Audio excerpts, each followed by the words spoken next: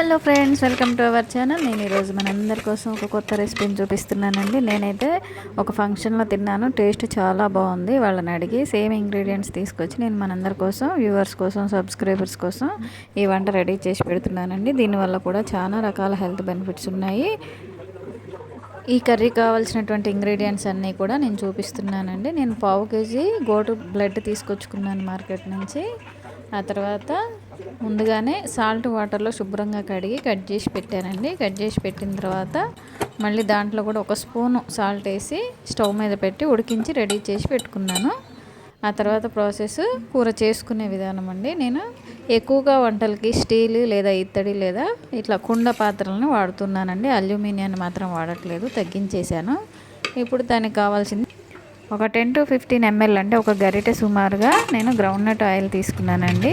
Oil అంతా కూడా heat అయిన తర్వాత నేను పచ్చిమిర్చి, ఉల్లిగడ్డ, టమాటా, కరివేపాకు తాలింపులో వేసుకొని బాగా వేగిన తర్వాత అంటే మూత పెట్టేసి వేగిన తర్వాత మళ్ళీ తీసి దాంట్లో కొంచెం పసుపు, అల్లం వెల్లుల్లి పేస్ట్ వేసానండి.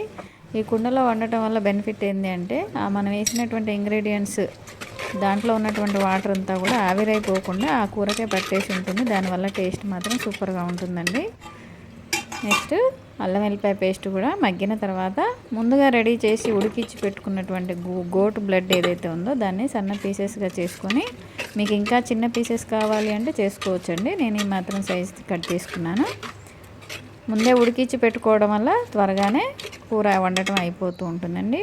టేస్ట్ మాత్రం నిజంగా చాలా బాగుందండి. నేను ఆల్రెడీ పచ్చిమిర్చి వేసాను కాబట్టి 1 స్పూను కారం తీసుకున్నాను. 1 స్పూను ముందుగానే మనం బ్లడ్లో ఉడికిచ్చేసాం కదా సాల్ట్ వేసి, నేను కూడా ఇక్కడ సాల్ట్ తక్కువ తీసుకున్నాను. మీరు కూడా చూసి వేసుకోగలరు మీ టేస్ట్కి తగ్గట్టుగా. ఇలా ఉడికించిన తర్వాత ఒక 5 minutes ఉడికించిన తర్వాత లాస్ట్లో ఓన్లీ ధనియాల పొడి మాత్రమే వేసానండి. ఇక్కడ ఎలాంటి మసాలాలు వేయలేదు. నేను కర్రీ చేశానండి, ఫ్రై చేయలేదు. ఫ్రైలు తినకూడదు, కర్రీలు తినండి. ఇలా టేస్టీగా హెల్త్ బెనిఫిట్స్ ఉన్నటువంటి కర్రీస్ని చేసుకొని తినండి ఫ్రెండ్స్. టేస్ట్ మాత్రం చాలా బాగా వచ్చింది. మీరు ట్రై చేయండి. అలాగే ఈ కర్రీ ఎలా ఉందో కామెంట్ రూపంలో తెలియజేయగలరు ఫ్రెండ్స్.